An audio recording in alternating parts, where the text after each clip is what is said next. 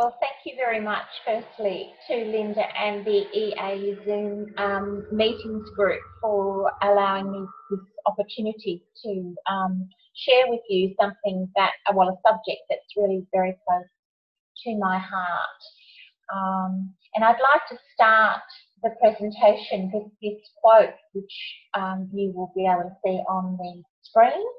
And I just want to actually read it out because I would like to emphasize, if you like, some of the words in it, or just, I'm really just asking you, if you like, to go into your moon and feel these words from Erin. So the moon's first imprint is embedded in deeply unconscious, visceral, and instinctual levels of being. It is this level of memory that is virtually impossible to contact in conscious ways through analysis, psychotherapy, or behavioural techniques. The process work of healing is done through the soul, not the mind. And, you know, that was written back in 2000, as you can see from the quote, but it really, it struck me back in 2000. I only started studying astrology in 1998, so it was really quite new to me at the time, but it still holds true when I consider the moon. And I know from an EA point of view, the moon is ego. It is what drives us. It is our true identity. But when we consider, you know, exactly what Erin's saying, that this driver, if you like, is unconscious. It's embedded deeply in the unconscious. We're not necessarily aware of what it is that we are projecting, if you like, onto the screen of life. So, as you know, Erin has said, you know, it's this level of memory. So what are we talking about when we're talking about memory that is, you know, virtually impossible to contact? What is the memory all about? So, just going into the next slide. So, memory. What is lunar memory? And you know, what is it that we're remembering? What are we bringing back into the womb when we are, as Erin also says in the same article, being knit together in the mother's womb? So, you know, again, if we imagine ourselves in the womb, and, you know, we've got these pictures of little ones forming cell by cell as, you know, the whole fetus is growing. And as that fetus is physically developing, it's also developing mentally and emotionally and spiritually and on all levels. So being knit together into the entity, the individual that will be born as a new child, are these memories deeply embedded, yeah? And because, of course, we're in the evolutionary astrology understanding, we recognise that as we're being knit together in our mother's womb, we are taking on the memories of prior lives. Now, it's not necessarily, you know, the pictures, I can put the pictures up, and you can put as many pictures up as you like of what lives we possibly have experienced in our most recent past, if you like, or even further past. But it's not really the lives themselves, as we so well know. It is what the residue of those lives that have remained with us that we carry on into future lives, if you like. So we may have memories of, you know, being in situations like as in power and control situations. We may have been in situations like concentration camps or any of those sorts of situations through history. But it's not necessarily, I'm not going to necessarily remember that I was in a concentration camp when I die, what I'm going to remember is a sense of hopelessness or deprivation or disempowerment. You know, those of us in the community who work with the deep memory process, you know, Roger Walker's work, we know this only too well. It is accessing this lunar memory that is so deeply embedded that helps us to heal these memories, the soul scars, if you like. And again, in you know, in the evolutionary astrology paradigm, we talk about trauma. We talk about you know, exactly that, trauma, the trauma of having been in a concentration camp, the trauma of having your whole village wiped out through a tsunami, for instance, or whatever has happened in the past, the trauma of being exiled, cast out of your tribe. Those sorts of things, of course, are represented in the chart, but for the purpose of this presentation, I'm really just wanting to talk to the memory. So this, in another way, you could say, is the difference between mercurial memory and lunar memory. Mercurial memory will remember that you were in a concentration camp and that you were maybe a Polish Jew and that you were rounded up and, you know, you had a family. All those sorts of factual sorts of scenarios are what would have remained with mercurial memory, but mercurial memory doesn't survive the death process.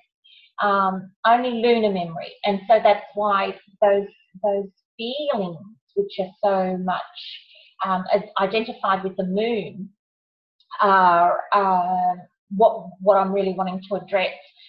So if we take the concentration camp example, then when this soul who has been through this experience decides to reincarnate, what is being knit together in the womb as this little one soul body, physicality is coming together, so is the lunar memory. But the thing, of course, is that lunar memory is, as Erin has so beautifully said, it is so deeply embedded in the unconscious that we are not aware of, you know, the depth of this, the power of this memory as such. So,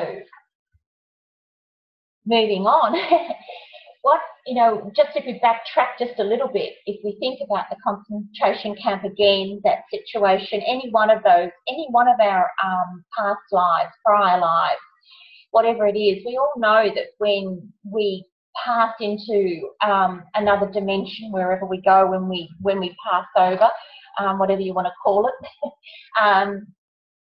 we have a time of review that's pretty clear from the souls that are sharing with us from other dimensions and sharing with us and helping us understand the process after death. It seems to be pretty well a set situation, if you like. What will happen is that we will go through a life review process where we will encounter not so much, again, the scenarios, the situations, but the souls that are sharing with us from the other side are telling us that it's more that feeling that comes with having that situation replayed in our mind, in our, you know, the third eye situation, of course, because we're in the other side. We don't have a mind in the other dimension. So the memory, again, of reliving situations comes through a lunar moon environment. It is a feeling situation that I sense I let myself down, or I sense I could have said something different, or, you know, more to the point, when we live in a traumatic situation or we're reliving trauma, we're reliving fear, more to the point, we tend to choose routes in our lives when we come to crossroads and we've got a choice to go one way or another. We tend to choose that safe way because exactly that the moon and its experiences wants safety, it wants security, it wants surety. So it's going to take the safe route of what it knows and take the path that we have lived so many other lifetimes, because even if it's traumatic, it's still known to us. It's still a safe environment, if that makes sense. So coming to crossroads, in a review situation, when we've passed over and we're looking at our lives, we see so many opportunities that were given to us or that we had set up, more to the point, in our lives where we gave ourselves that chance to break free of holding on to past experiences, what was known, what was safe, and going through and choosing another route, the other fork in the road, and choosing to be courageous and call out the fear for what it is. And it's just interesting, if I could share a quick story with you. A friend of mine works with the dying in palliative care, and she was just telling me she came very close to a lady who not long ago has passed, and they shared a lot, about the whole concept of dying and what dying was, what we knew about dying and all the rest of it. Anyway, it was absolutely gorgeous when this older lady, much older lady, did pass over. She did come back, and she was sharing a lot with this friend of mine. Very open, obviously this friend is quite open to communication from the dead, as we want to call it. That just always reminds me of seances and things like that, the spooky stuff, but as we know, it's far more than that now. Anyway, so this gorgeous friend was telling me that the old lady that had passed was telling her that there were so many souls who, after the review, and who could see now the opportunities that they had lost or missed, or they just wanted to come straight back to Earth and give themselves that chance to replay that opportunity again. It's like, oh my goodness, now I get it. Now I know what I need to do. Let me go back. Let me fix that. Let me change all that. I know now. But of course, we also know that when we choose to come back, we also move through that forgetfulness. And I'm sorry, I've forgotten the name of that situation where we move through the river of forgetfulness. So, yeah. So we're in a state after a lifetime where we are processing those emotions, that emotional residue of prior lives. And, like it has been suggested, many of us will choose to come back and want to rectify, if you like, or want to do it again, or ask to have a second chance, whatever, a second chance. I'm sure we've had more than two chances. So what happens when we come into the concept of let's move back onto planet Earth and let's go back and have another go at rectifying those traumatic situations, or working with those traumatic situations? There's actually a lovely quote from Sri Yukteswar, who was Yogananda's master, if you like. I'm sure most of you would know Sri Yukteswar. And I love this quote of his, which is, a child is born on that day and at that hour when the celestial rays are in mathematical harmony with his individual karma. And I think Nikola Tesla's quote that I've got up on the screen is saying exactly the same sort of thing. If we want to understand the secrets of the universe, then think in the terms of energy, frequency, and vibration. And, Sri Yukteswar talks about the mathematical harmony with the individual karma.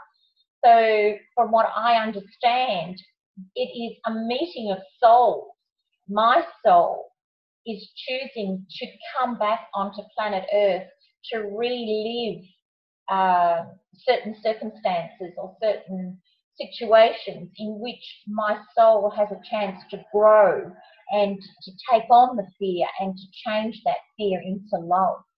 So it is the energy, the frequency, the vibration of my soul and the soul of my mother, you know, my projected mother, if you like, the womb that this mother offers me. It is the marrying of that brings the soul back into the physicality, if you like. So just understanding how, you know, the universe is at play with us at that point. And it also brings us right back to our very first slide when we were talking about that concept of being knit together in the mother's womb. And once again, the energy, the frequency, the vibration, the mathematical harmony of the universe is coming together to bring into play the making of who we are in our physicality right here and now. So this quote from Marianne Williamson, which I absolutely adore: love is what we are born with, fear is what we learn, which is a little bit like what I have been, I guess, talking about right up until now, is when we pass over, we pass into a state of fullness, if you like, a full understanding, a full awareness of our magnificence. As Anita Morjani will tell you from her experience of her near-death experience, the understanding that all our fears and our traumas and our worries and our concerns just disappear, just melt away when we are in that place that is love, just pure love. Apparently, it's just bliss. And, you know, of course, we don't remember what it's like because we're down here doing soul work. But that is when we choose to come back, when we choose to relive these traumatic situations or these lunar memories, we are coming from a base of love. We understand that we are powerful, magnificent beings, and it's ridiculous that we should allow fear to overcome that understanding. You know, just to divert, if you like, a little bit at this point, I've not long, I've been doing quite a bit of work actually with the yugas. I mean, some of you may understand the yugas. And those of you who do will know that we are not long out of the Kali Yuga, being the base Yuga, if you like, the base age of man, the Iron Age, I think it's called in the elements. But this age period, which went for 1,000 years and had you know, a time on either side where we moved into the Kali Yuga, where we actually experienced the Kali Yuga, and when we moved out of the Kali Yuga, you know, they allow at least 100 years on either side, and we're just about getting close to 400 years away from the Kali Yuga now, into the Dwapara. Again, this is the Yugas is from the Yukteswar, his explanation of the cycle of man. But what I'm wanting to say is that because we were at the base of the Yuga cycle in that Kali Yuga, our most prior lives, if you like, over the last, say, 1,500 years, were experienced when the planet was in its darkest time, in its most repressed time, in a time where, you know, you've only got to think of the feudal system, if you like, or the church's power, the government, not even the government's power, because it was more landlords, landowners, lords of the manor who had all the power, and the rest of us were nothing more than serfs, slaves to those in power. So the collective consciousness is definitely wrapped up in a sense of that we are set upon, if you like, that we have no rights, we have no power. We're only here to do the bidding of those who are in power. And the repercussions, of course, if you didn't want to play the game, were severe, absolutely severe. So, you know, you've only got to go back to some of those slides to recognise the sense of subservience that most of us are born with. So the fear of even being able to stand up for ourselves is a fair income fear. It's, as I said, it's in the collective unconsciousness. So we're all carrying just that fear alone. Again, we're coming from a place of love. There is no such thing as subservience in love. There is only love. There is a total acceptance, more than an acceptance, a magnificence of self, which comes back onto the planet. And what I'm saying here is coming back onto the planet. We are only at the planet's consciousness, the planet's evolutionary state is simply that it is slowly moving out of a state whereby it was the haves and the have-nots, the put-upons and those who put upon us. So I guess, you know, we cut ourselves some slack. We can also understand that we are working with far greater forces here that are also assisting us in our journey to move away from fear. I know, again, those of you who follow the Course in Miracles or Marianne Williamson herself will know that in the end, there are only two emotions, which are, of course, then locked into lunar memory: love or fear.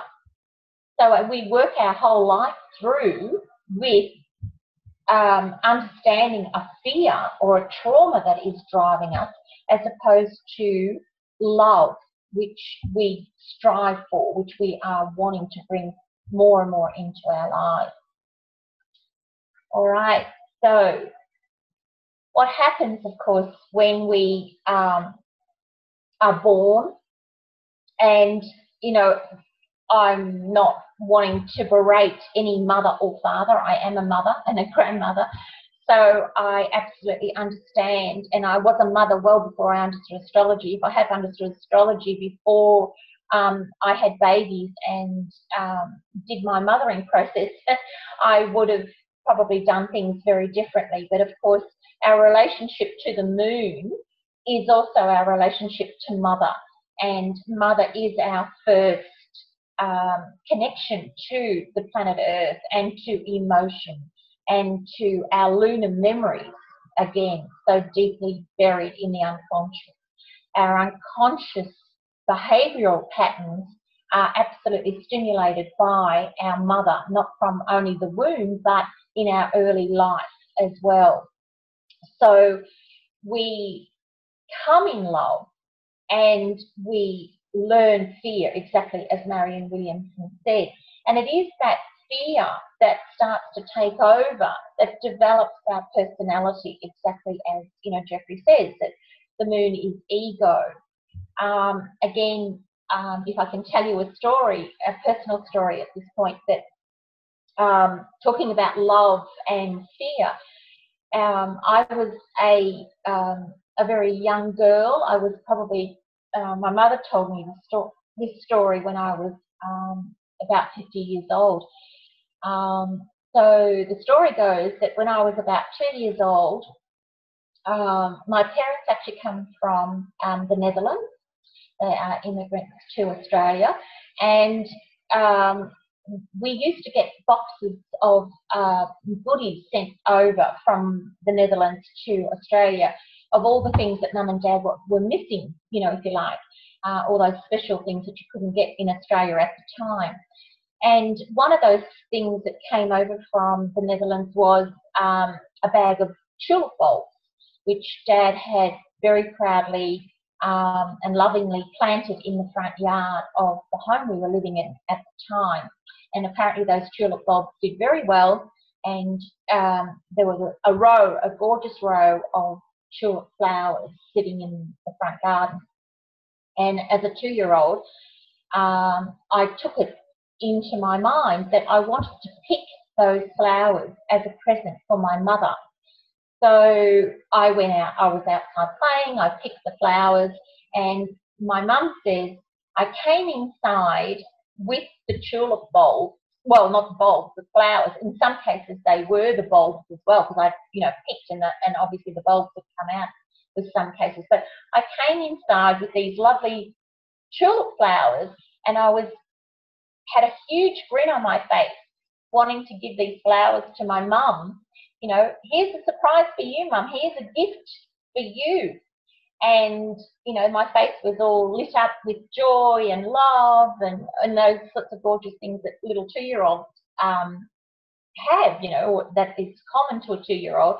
And at the same time, my father came in to the room and saw what I had done with his precious tulip flowers and tulip bulbs, and saw red and completely lost it, and of course I was taken off and beaten.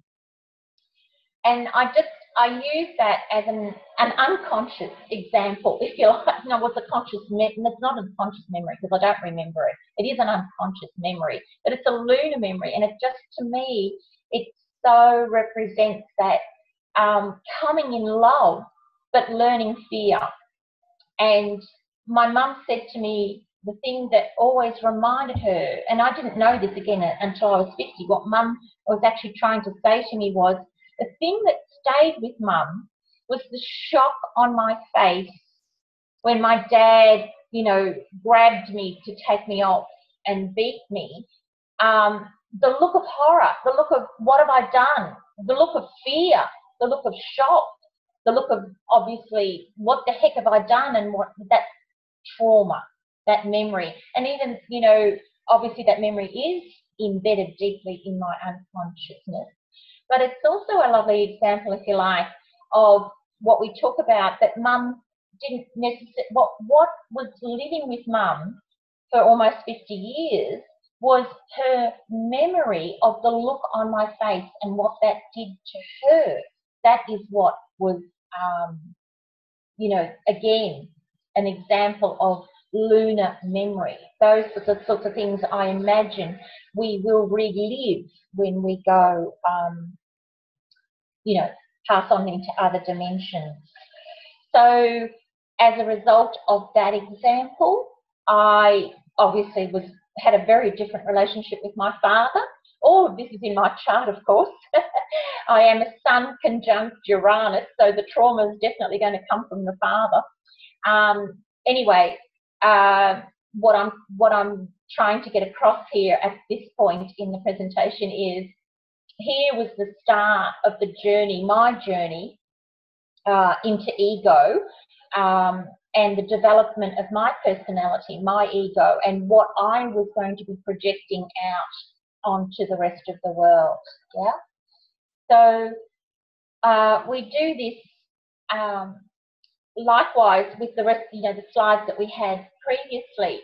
Those of us who came with a memory of being in power will no doubt set themselves up again to come into powerful roles. And even though, I've got, Robert Mugabe up there as being the man who grabbed power and held on to power and ruled with, an iron fist, as they call it. The powerful people are not necessarily the power brokers of the world, is what I'm saying. We meet powerful people in all guises. And thankfully, some powerful people are generous enough to share power with us. So I'm wanting to modify in some way, if you like, the slide, the images on the slide, as not necessarily having to be out of reach of everyday life. More so, the sense of loss that those of us have experienced through tsunamis or fires or volcano eruptions, whatever. If you've lost your entire physical environment, that sense of loss is what we start projecting out onto the screen of life. And yeah, we can manifest it in that sense that we can never hold on to money, or we're always being, we're the first lot to go in a retrenchment situation, or, you know, if we were in the concentration camp, we tend to go back into countries, sorry, or races, tribes, cultures that are set upon in the current world history scene, if you like. So, you know, the Middle East and the neighbouring countries, of course, are the ones that have got the people as in refugee camps, similar sorts of situations. Maybe not the sense of deprivation, but certainly the sense of the loss of home. And in the middle slide there, you've got that sense of those of us who have experienced exile. You know, right up until the second, well, I guess it's still happening. I'm not that aware, but Second World War is still a perfect example of when the Germans just came through many of the European countries and took over and displaced millions of people, or murdered them, of course, in the concentration camps. So what I'm trying to do here is just simply give everyday scenarios in the present day, how those memories can play out in everyday life. All right, so just again then taking one of those stories of rejection and exile and being cast out of your tribe, and playing that out in the everyday situation where the little girl on this screen senses that she's, you know, and that's such a thing in little girls in primary school, isn't it? About whether you're in with the group or in with the tribe or the clique, or you're not. You're either an outsider or you're in.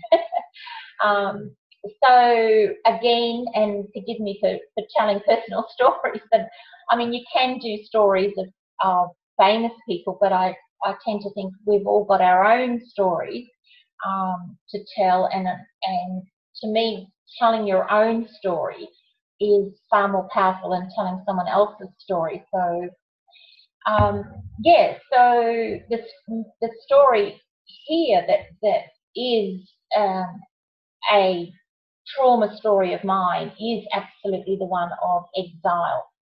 And again, that's in my birth chart. The trauma again is around the South Node is conjunct Uranus. So there is my birth chart has the trauma signature, and my North Node is in the 11th house, and there's a whole pile of other stuff, but just to stick with those, if you like, to show you the trauma signature that I've got. 11th house stories, of course, are about the tribe, the communities that we live in.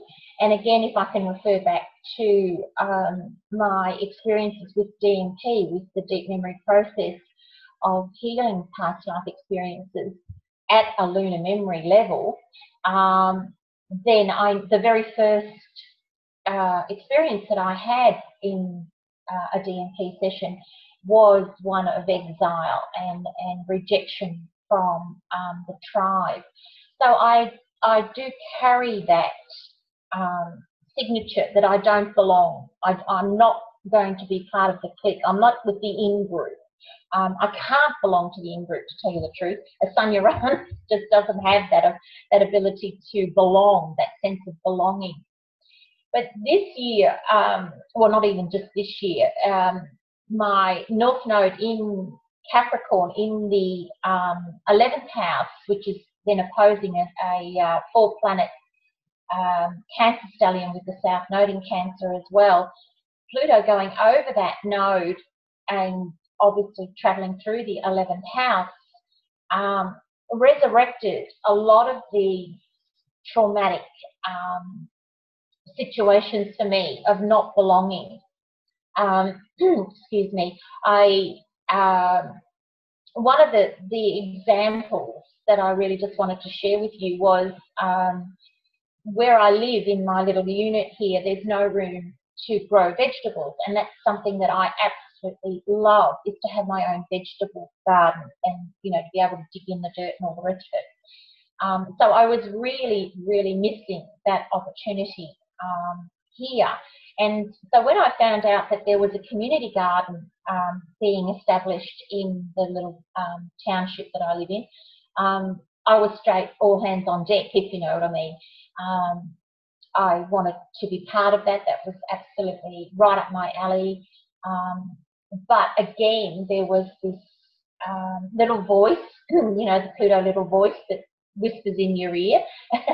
And it was saying, be careful, you're going into a tribal situation, you're going into a community situation, you know what these are like. Anyway, the love of growing vegetables was far stronger than the love, well, but then the memory of the trauma. And yes, I guess I could tell you numerous stories of how I came up against the powers to be, the people who were in charge of the community garden,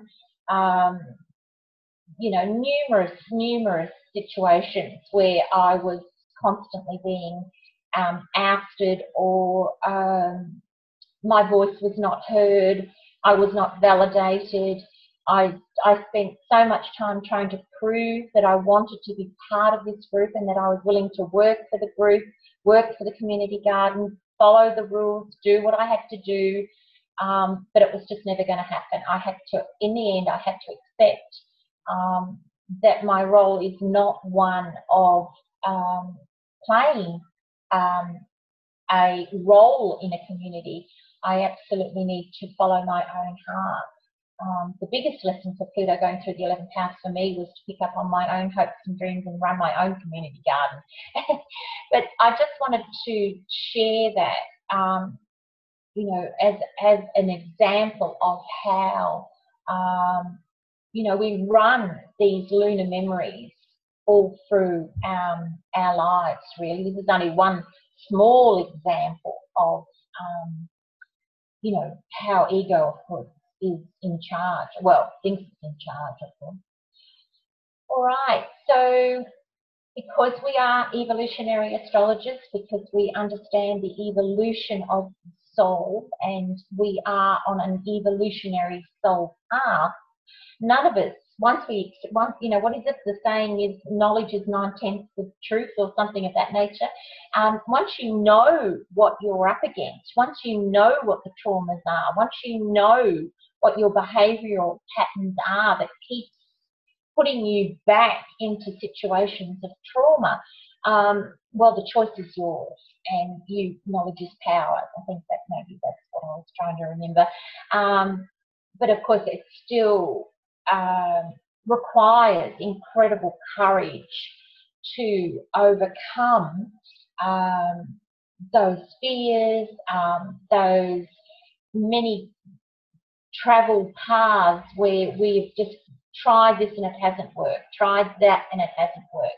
You know, it's a little bit like the saying, when the pain of holding on becomes greater than the fear of letting go, that's where the change comes, where we are more and more attracted to taking that choice when we get to the fork in the road, the choice of changing this story once and for all, not going back down the path of same old, because we're familiar with it, but having to understand it's just fear. It's just fear. It's like just the fear of coming on board this morning at 10:30 and doing this presentation. It's just fear. So I let go of the fear, and here I am.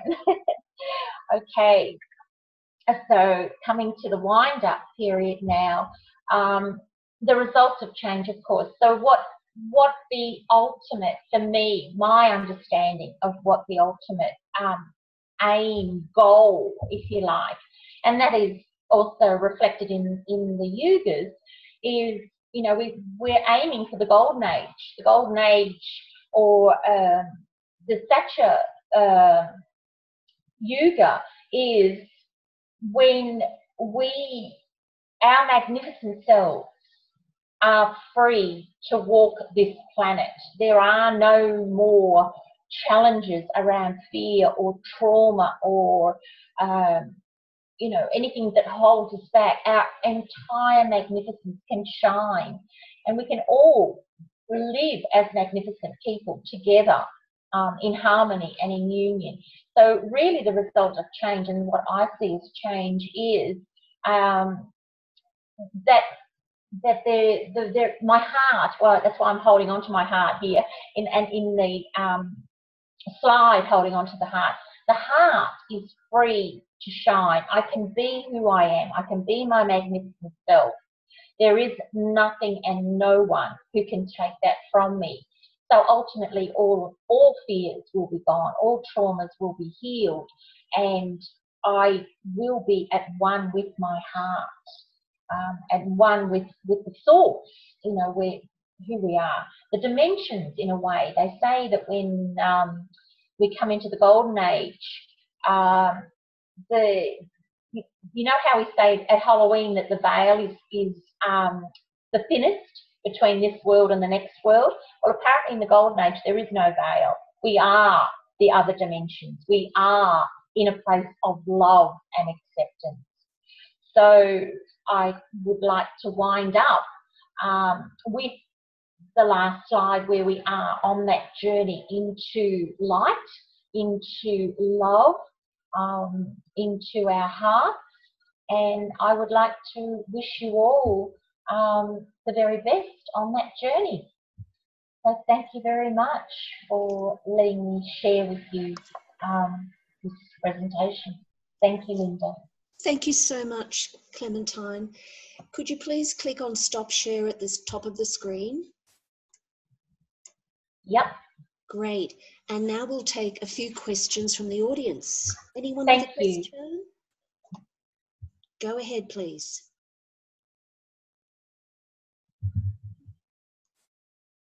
Give us a moment to think. That was amazing, Clementine. Really amazing. I was with you every step of the way, completely. Oh, thank you. I appreciate that so much, Carly. Beautiful. Thank you. Yeah.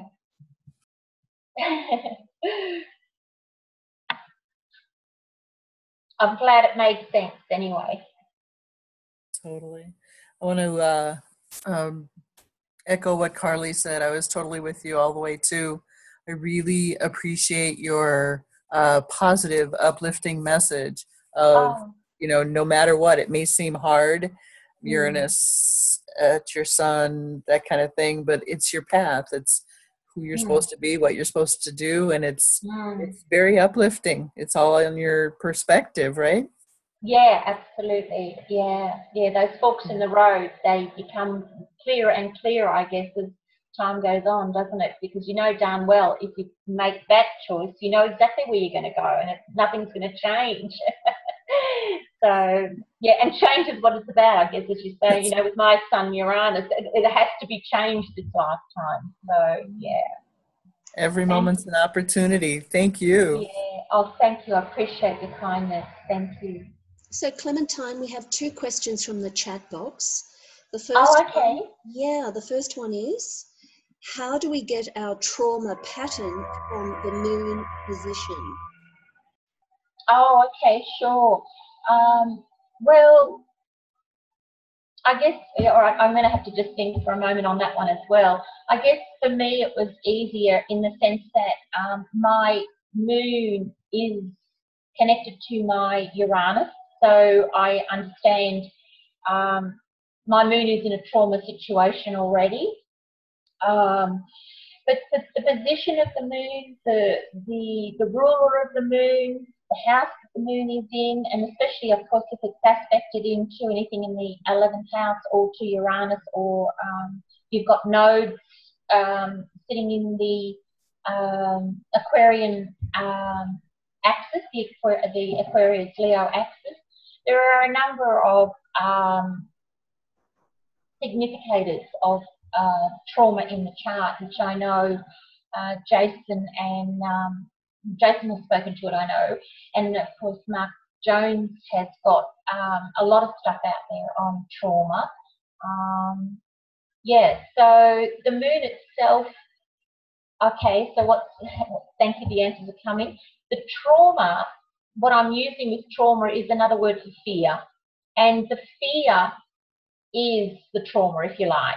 So when we go back in the presentation and we remember when we go onto the other side and we do life review, if you like,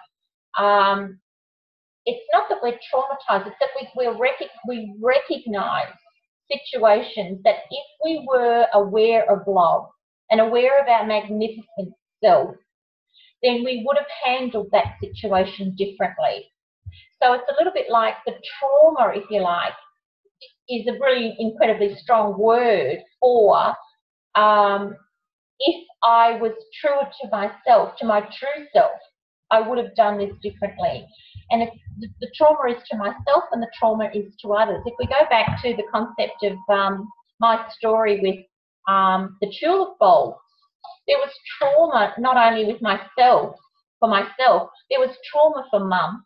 There was trauma for dad. Dad was playing out his trauma story. Dad is a product of the concentration camps himself, and having had to go to war straight after the Second World War as a Dutch soldier to fight in the Indonesian independence war.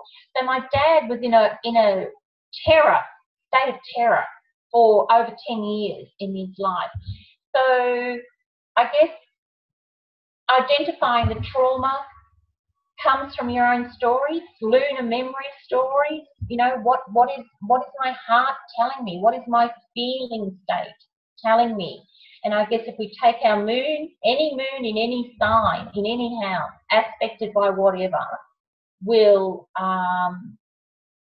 you know, eventually, well, with process, with help from your own guides, I guess, unless of course you've gone into therapy, you'll know counselling situations. No doubt those stories will come out as a result of that. Does that answer that question for that person, I hope? That person has replied. She says, I think I understand it is more from our story rather than the moon's position in our chart. Yes, and that story will eventually be related into the moon, though. That's the thing, I guess. You know, from having worked with DMP for however many years now, and I know those who have worked with deep memory process, what I find when a client has come and you've done a session with them, if you look back in their chart, 9 times out of 10, the moon story is right there in the middle of what it is that we've been talking about, what it is that we've been working with. So, and to me, the moon, like for my Scorpio moon, it does indicate directly what those fears look like, what has been happening. You know, a moon in Scorpio, secrets, betrayal, stuff going on behind the scenes. I remember as a child, I had to be so aware of my father who was suffering from PTSD. I couldn't take my dad on face value. I had to look behind the facade of dad to know what was really going on with dad, to be able to anticipate his next move, if that helps the client. Oh, sorry, the question person, the queriant. Great, thank you, Clementine. Do you have any advice on moon skip steps? Oh, wow.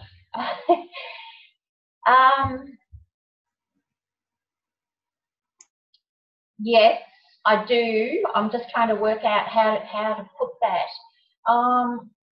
Okay. All right. So what's coming to me is this. When I have worked with clients who have got moon square the nose, even sun square the nose,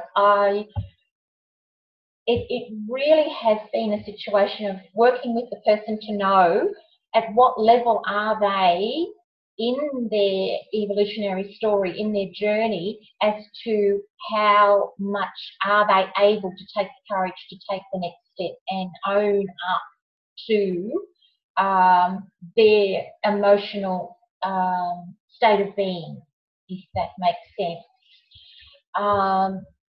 I have found in my own work that moon square the nodes and sun square the nodes, I have found being probably the more difficult of, the luminaries are square, then it's the more difficult. And I guess being so personal, being, the outer and the inner ego, this could be really quite threatening to the client to have to go in and own their emotional state of being, their emotional responses. I just find they're not necessarily always aware of how much what is embedded in their unconscious is directing the traffic. So have I got advice? Well, there's quite a bit of therapy that needs to get done with these people. I'm sorry. And it doesn't have to, again, it's where are you on the journey? You could be ready. This could be just the time where it clicks into place. Someone says the right thing at the right time, and you understand what that means, that I can't work with my emotional being. Thanks, Clementine. Yeah. Beautiful. Thank you. Thank you. Mary has a question for you. Go ahead, Thank Mary. you. Wow, I am profoundly touched by your presentation. I do have Sun Uranus square the node from Cancer. Wow. And I do have the moon in Scorpio. Oh, wow. Lovely. I have never related the trauma of my childhood to my father. Oh, wow. I knew he was a very profoundly wounded person. Yeah. And he had, there have been some story in our family about him and stuff like that. So, but I have never worked on that level. I have always take it on more on my personal level, like the evolution to my story, to the pain in my childhood and the neglect and stuff like that. So I am so touched by your presentation and making the link, with the father, Thank you. So much. Also, I have to say, my daughter picked up one of my favorite clocks at some point when she was just 5-6 years old, because I was singing "You Don't Bring Me Flower Anymore." So she went in my garden and picked up, and you know what? I took it with a big smile and I put it in water, and I have never wanted her to be hurt by, by my reaction. So, I mean, when I was thinking about your story, it was so personal for me, your whole presentation. Thank you so much. Thank you. I appreciate that so much. Thank you for the feedback. Yeah, and enjoy your relationship with your dad, because since my dad is dead for a long time. Yeah, my dad has passed as well. It's been very difficult because he was not. Well, I mean, like you talk about the trauma, and when they are profoundly wounded and they have never acknowledged or talk about it or anything like that, it's the relationship always stays on another level. Absolutely, yeah. But I'm sure that your dad is wanting to work with you from the dimension that he's in at the moment. So if you're open to hearing him, and if he is, and I'm sure he will help you with whatever that residual memory is and what effect that has had on you. So maybe, sit in meditation and call him in, and surround yourself with love to do it first, of course. Protect yourself. But I'd be more than surprised if your dad didn't want to come in at some level and work with you. I totally agree, and I intend to spend some time on that, that's for sure. Lovely. Yay. Thank you. Thank you. Hi, Clementine. I'm Mary, and I really enjoyed your take on the 11th house. Thank you. About the I have South Node there. Oh, yeah. And my basic question would be to you, so we process through our moon, and what would your take be on a Sag moon, on how they process through the trauma? right. And so your South Node is in what sign, please? Aquarius. Oh, and in the 11th house. Right. With Saturn, Jupiter loosely conjunct.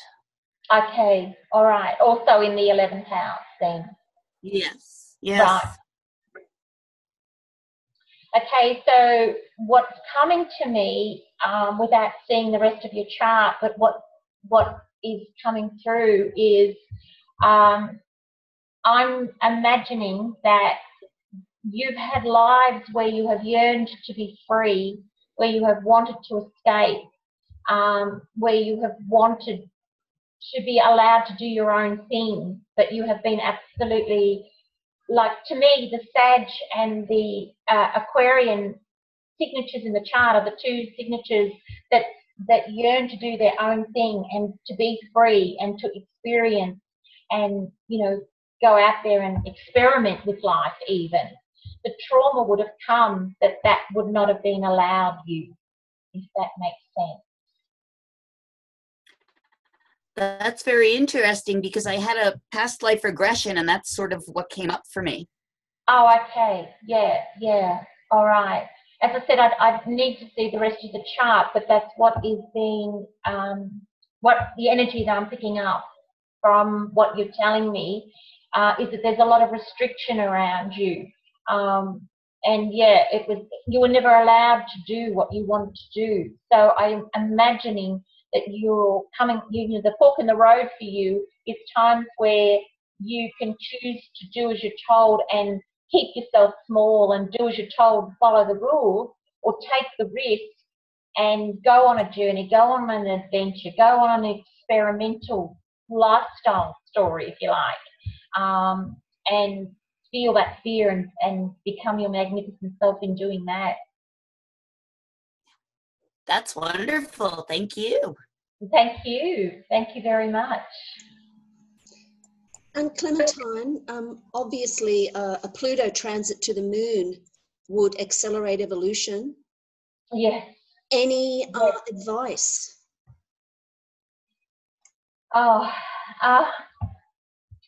Advice. Okay. One of the words I hate is advice. When I